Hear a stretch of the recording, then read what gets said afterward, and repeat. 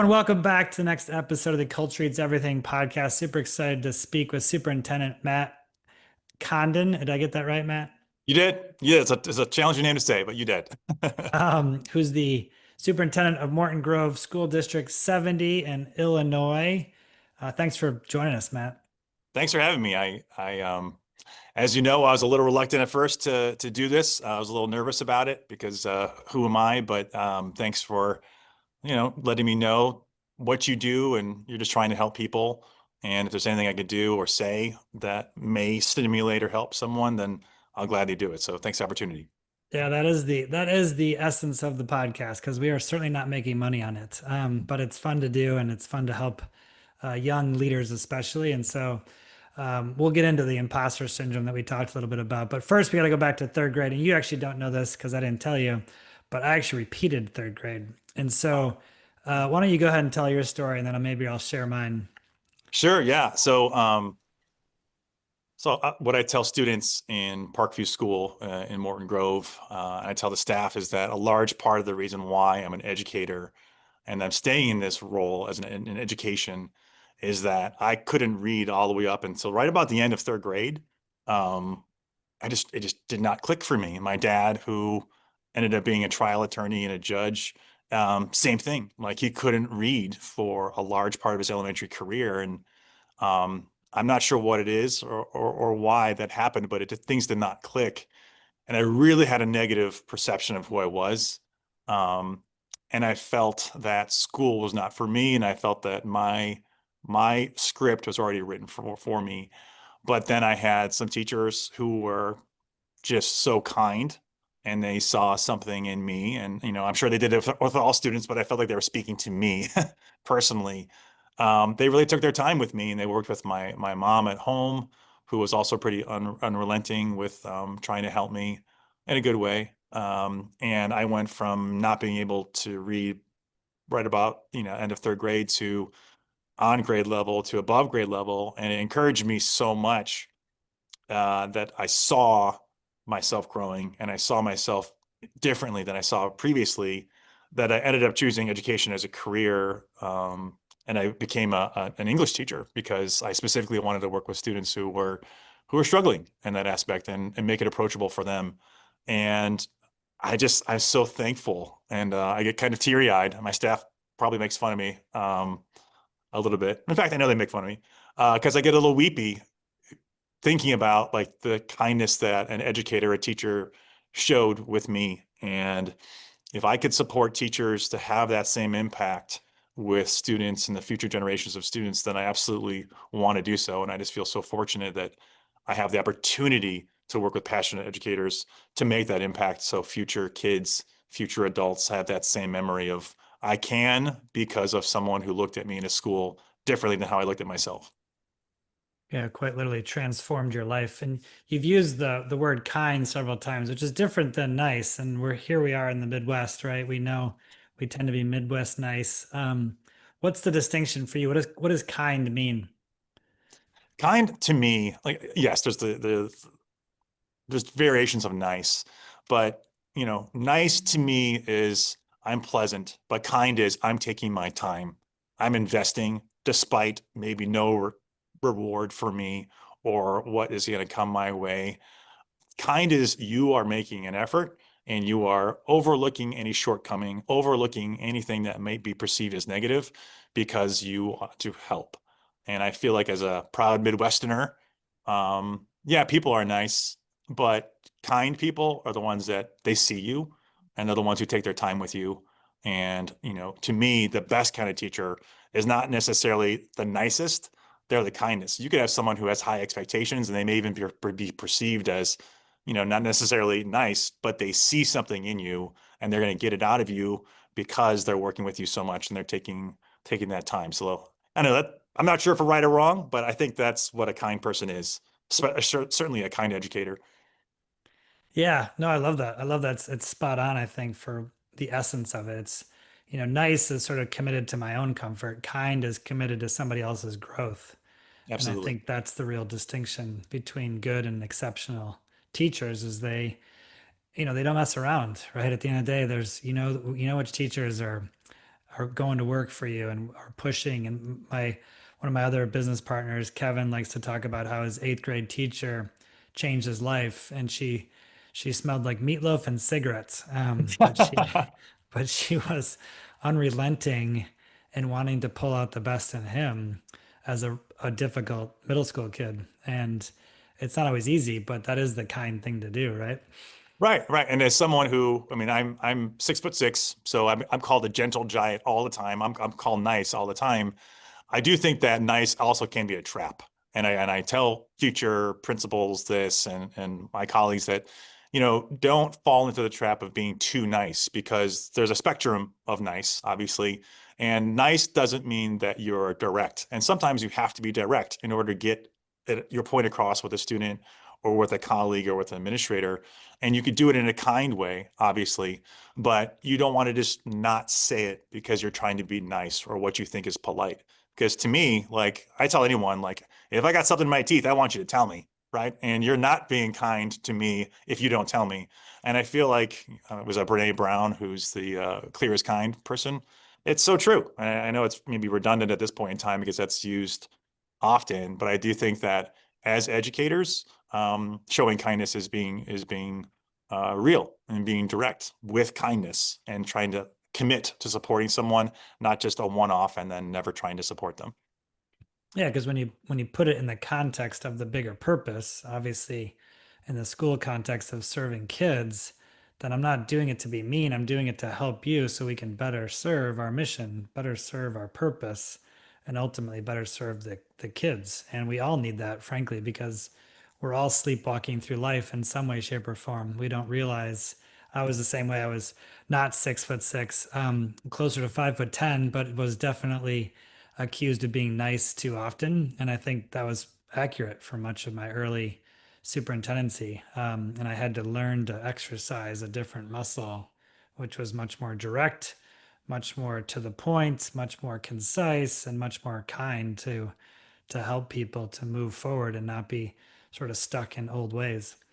Yeah, or think of all the first year teachers who they think that they're being nice and that being nice will get them what they need with their students, regardless of the grade level. I was teaching honors English in McHenry, Illinois, and I was very, very nice, but I felt like I was just getting along to get along, if I'm being honest with you. And the students were not necessarily getting what they needed. And I think that there were other students who wanted to have a teacher that was a little bit more direct with expectations, classroom management, differentiation.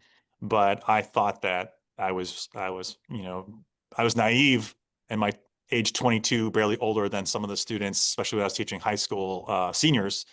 But the second year, I came back thinking, you know what? I'm going to change my approach and I'm going to kind of resist the seductive allure of just being too nice. And I'm just going to be more direct and hold kids accountable. And I'm giving high fives in the hallway. I'm having great relationships with kids, but they know when in Mr. C's classroom, when that bell rings, I'm teaching bell to bell and I'm holding those expectations high for everyone. Um, and it's kind of the difference between like um, buy-in and commitment. Uh, I'm not trying to get someone to buy in to my class because buy-in, it's connotations of selling and I'm not really trying or hollow. I want to commit. I want to commit to the students and commit throughout the entire year that I'm going to hold you to high expectations and I'm going to hold myself to help you reach those high expectations, which we all know as educators. But I think that, you could talk about it ad nauseum because it's so true and it's so important that we just have to be in our profession a little more direct with how we support students. I love it. I love it. Well, this will be fun. We're gonna jump into a word you just said because it's one of my pet peeves actually, and feel free Okay. to you can feel free to push back. I don't pretend to be right here, but the word expectations has always bothered me. I get the concept of it. I get the idea that if we raise the bar, if we raise the standard, that people rise up to it. Kids do, adults do, and so that makes perfect sense. I'm not arguing with that. The challenge I've had with expectations is that it tends to be one-sided, and there's actually no commitment to your point on the other side to trying to reach those expectations. And so, what do you think about this idea? How do you think about expectations? That's a great point.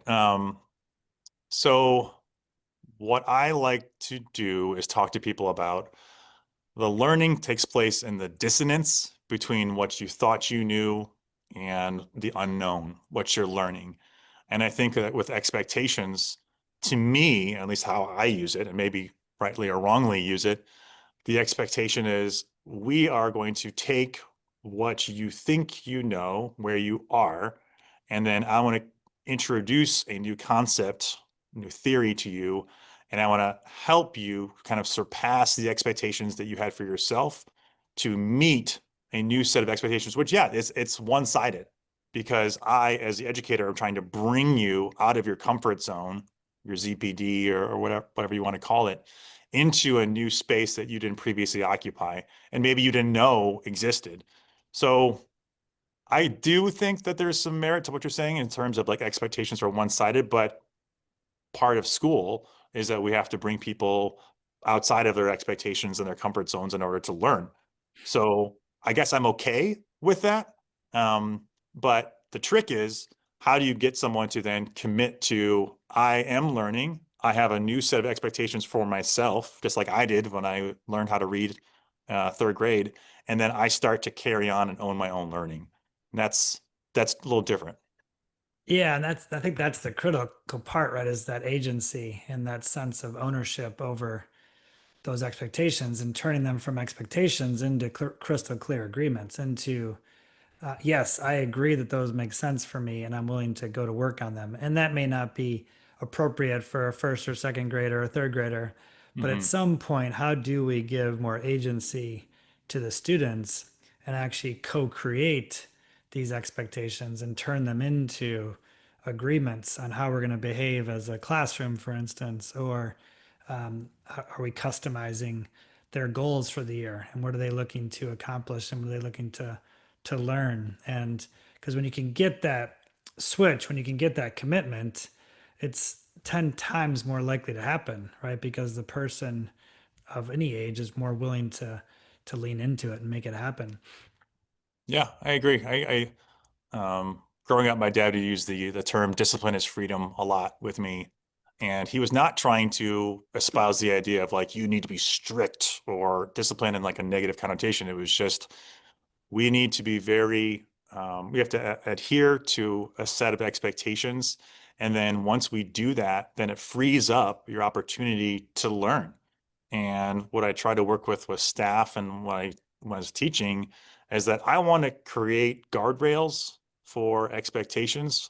So then it frees up your opportunity to explore with me the types of learning that I would like to do with you in my classroom. And if you don't create those guardrails, just as I did not at all my first year of teaching, I felt like there was just this uneasiness with where are we going? How are we going to get there? Mr. C is not going to necessarily help me to get there because he himself is struggling with trying to manage the classroom or understand how to differentiate. So discipline is freedom, just kind of, reminding me of what you just said. I love that. I love that. It sounds like we had similar parents. And and now I'm one of those parents who's feels very strongly that we overprotect on the in the real world and underprotect in the virtual world with our kids, and we're paying a huge cost for that, as we all know through different research like the anxious generation and Right. different books that are out there. And so I couldn't agree more that so much of what's missing for a lot of our kids are those healthy guardrails, and too many parents are just unwilling to say no. They're unwilling to be kind. Back to our Yes, conversation about that. I agree. I agree with that. So what do you, as you look at the future of Morton Grove? First of all, you're a unicorn, by the way, because not only are you 6'6", but you've been in your job for 8 years, which is truly remarkable for a superintendent. Unfortunately, that's sort of the reality of it, right? Is most don't make it more than a few years. So Well, to be what's fair been though, I have not been a superintendent here for 8 years. So I'm entering my eighth year in the district.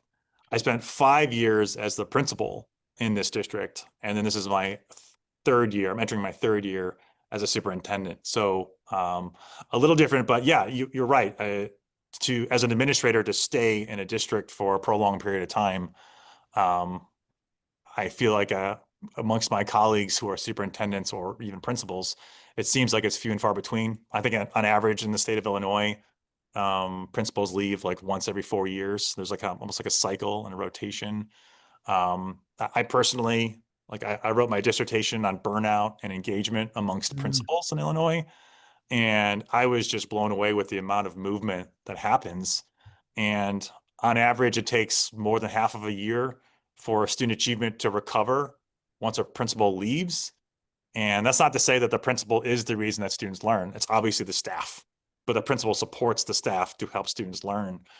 And it just has such a service when people move. And I realize there's positive turnover, so to speak. Like people are getting promoted out of the job into a district office role. But I always wanted to stay in a district that I felt aligned with my own mission and vision and values for a prolonged period of time because I think the kids deserve it, the families deserve it, and the staff deserve it. So it's, you know, you give me a microphone, I'll use it, Tom, as I said earlier, but I just wanted to just clear that up. no, keep going, keep going. I know there's so much that you're proud of, whether it's the team that you've built, the open sense of collaboration, the willingness to just be open and real and honest and not pretend. And I know the PLCs. So as you think about, your past couple of years as superintendent, what are you most proud of?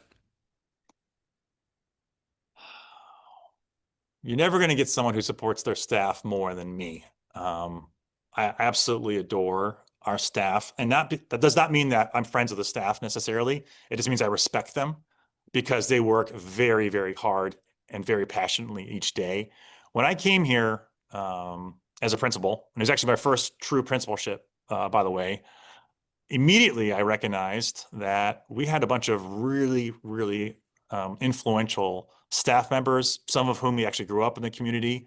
Um, and we just needed to kind of work on aligning a process for learning because we had almost like a crew team. You had a bunch of people who were not rowing at the same time or in the same direction.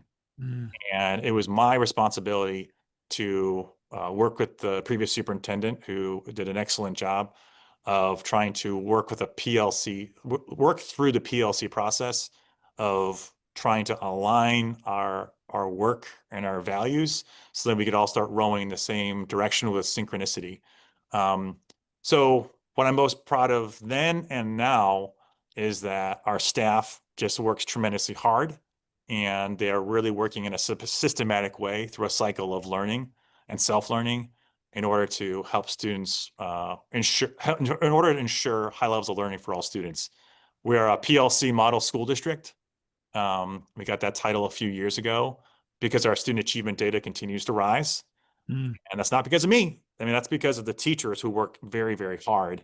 I'm just trying to help support them along the way. Um, and I view it almost like a pit crew for NASCAR. Like I want our teachers to be high functioning and running and running and running, and then they have to come in. And I want to make sure that our principals, our assistant principals, our cabinet of admin are giving everything that the teachers need in order to do their job. Um, Todd Whitaker is a speaker and writer. I think he's written like 65 books now. Like I think he told me he's 65 years old. He's read 65 books, something truly amazing like that. He said something that really stuck with me one time, which was that, there's that saying that you hire smart people and then you get out of the way.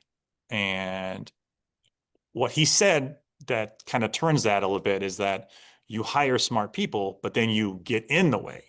You get in the way of anything that impedes or obstructs their ability to do their job to the best of his or her ability. And that's what leadership is.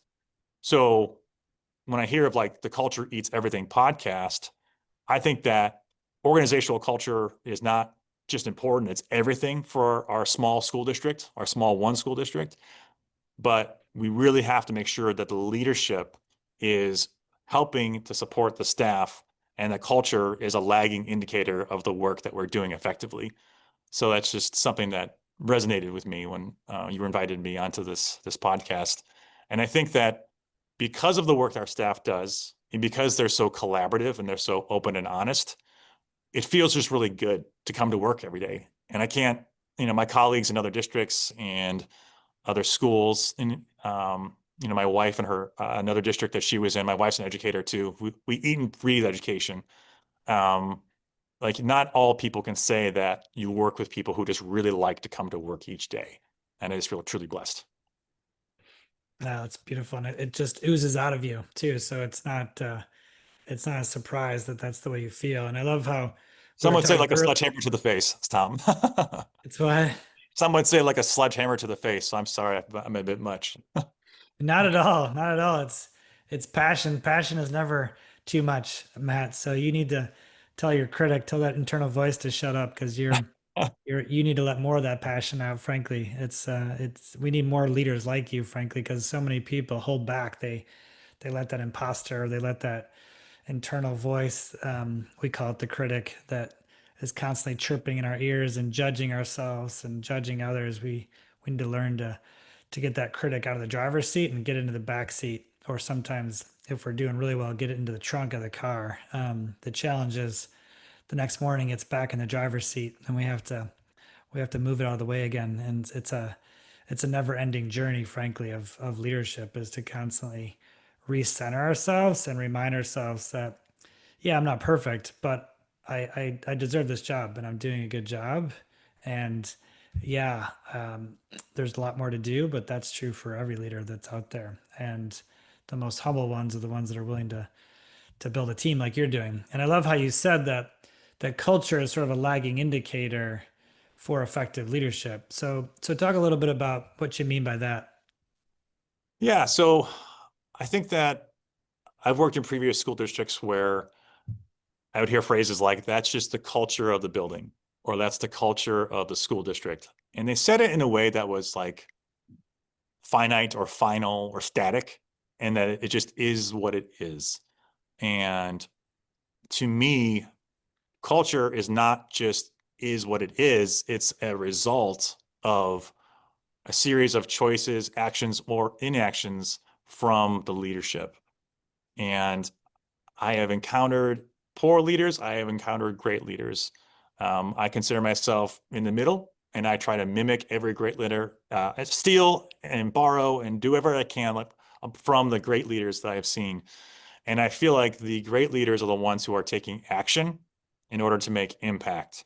And I feel that when you talk about culture, it's a very, again, I'll use like seductive allure phrasing to say that's just the culture of the building. And I think to me, the culture of the building is a result of what a leader is willing to tolerate. So, as a principal, and Lord knows I had a lot of room for growth when I was a principal here for 5 years, and I still have a lot of growth, a significant amount of growth as a superintendent.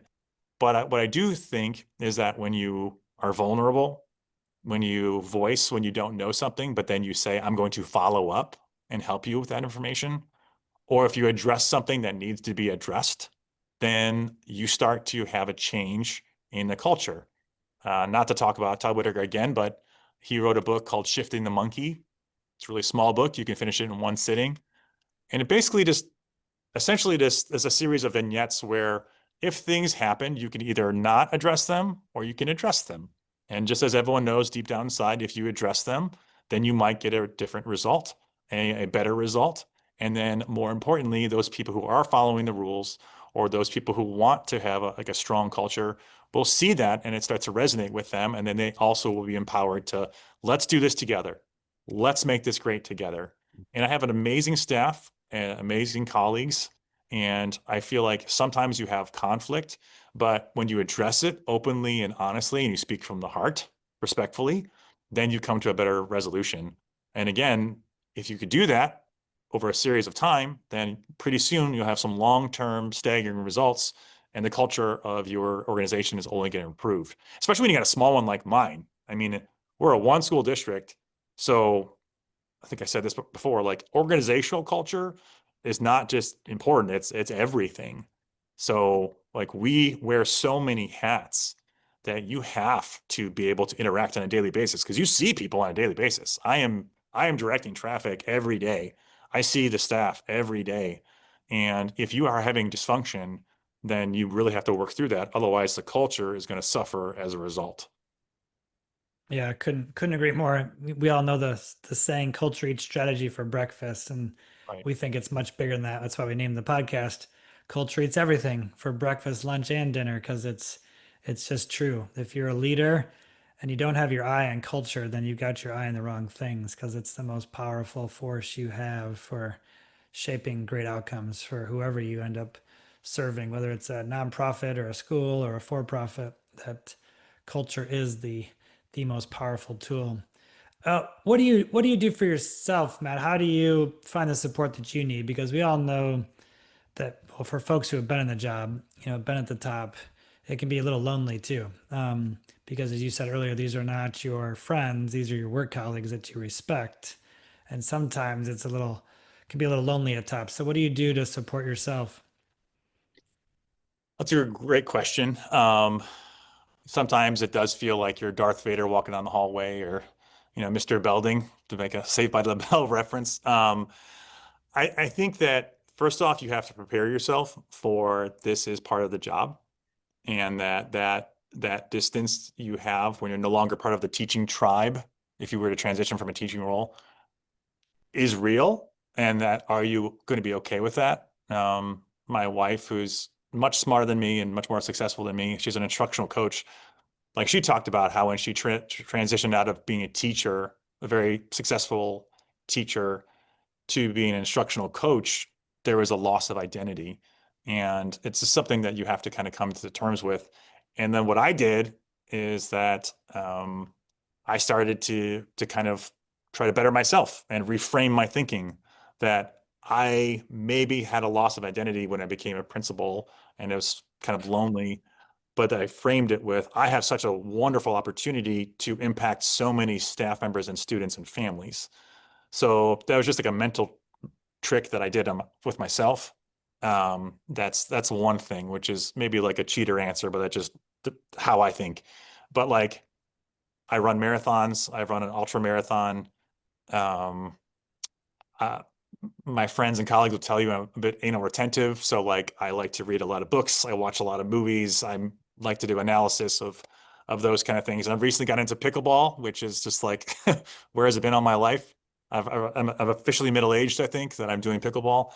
Um, but that's the kind of stuff that I do for myself because I just need it. Um, but just to get back to like the mental framing too, like I just one of the quotes that like resonates with me to my core is from Ted Turner, which is like I'm sure you've heard it, like the early to bed, early to rise, work like hell, and advertise. Like, I view that and my responsibility as I am always trying to hustle and support and elevate our staff and even attract new staff as our tremendous staff retires, to get top tier talent. And, on social media, I'm probably too active, as my wife would tell you.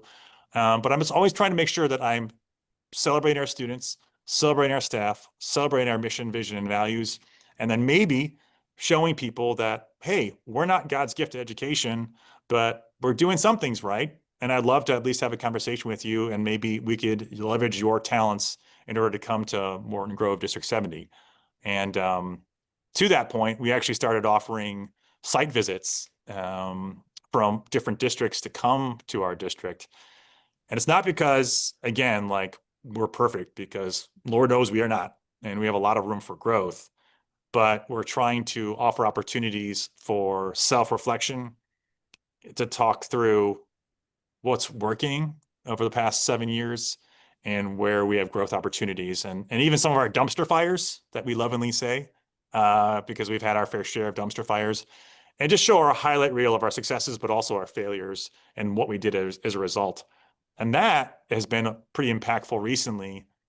And if districts are interested in doing that, they should talk to other districts who also do that. You could talk to my district. It doesn't matter. I'm not trying to make a sales pitch, but I just want people to realize that if you go outside of your lane or your district or your pond, then you may see things that are going to help your teachers, help your students.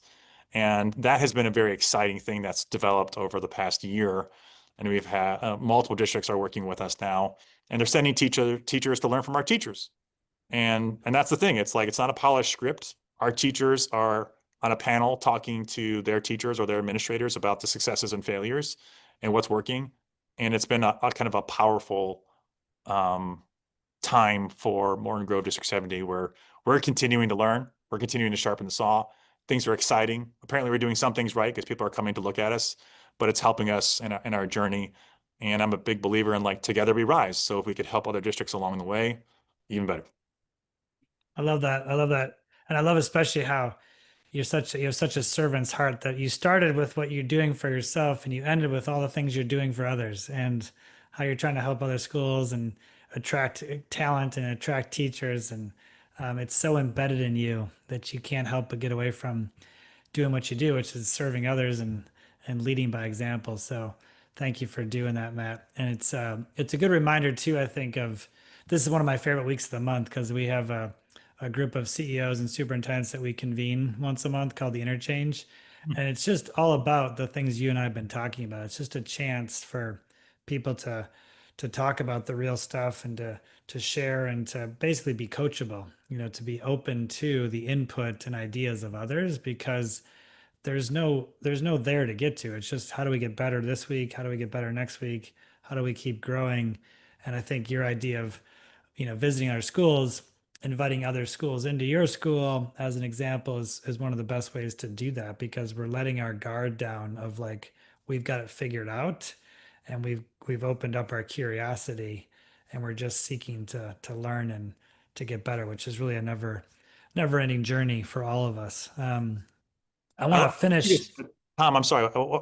You just said something too that like really resonates. It's that's tremendous that you're doing that with that group every year. And then what I just recently had a conversation that speaks to this very thing about someone I know was interviewing for an administrator role, and they asked the time old question like, what's the most important quality of a superintendent?